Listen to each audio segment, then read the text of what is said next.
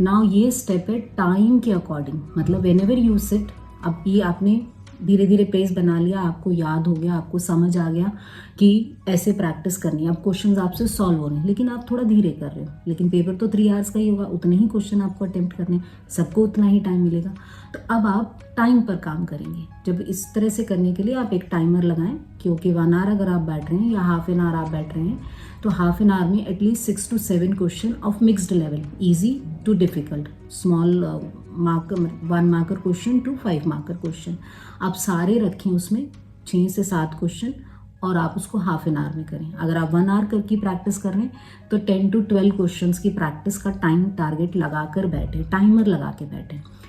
अभी हो सकता है शुरू में आप 2 या 3 ही क्वेश्चन कर पाएँ और आपके 2-3 क्वेश्चन छूट जाएं, बट ये इसीलिए किया जा रहा है सो दैट आपको एग्जाम टाइम में टाइम की एग्जाइटी ना हो, आप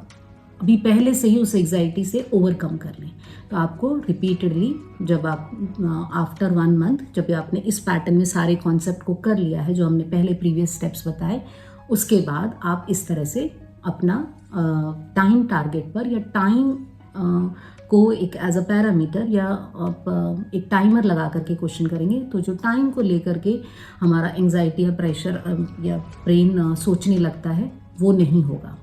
दूसरा, आप अपने आप को रेडी भी करेंगे 3 आवर्स में, 3 आवर्स से पहले ही करना होता है क्योंकि थोड़ा टाइम रिविजन के लिए भी चाहिए होता है, तो वो धीरे धीरे आप उस वाले कॉन्सेप्ट पर भी आ ही जाएंगे। धीरे धीरे से इसमें मतलब है आपको 1.5 से 2 महीना तो लगेगा ही लगेगा, तो उतनी प्रैक्टिस तो करनी ही है।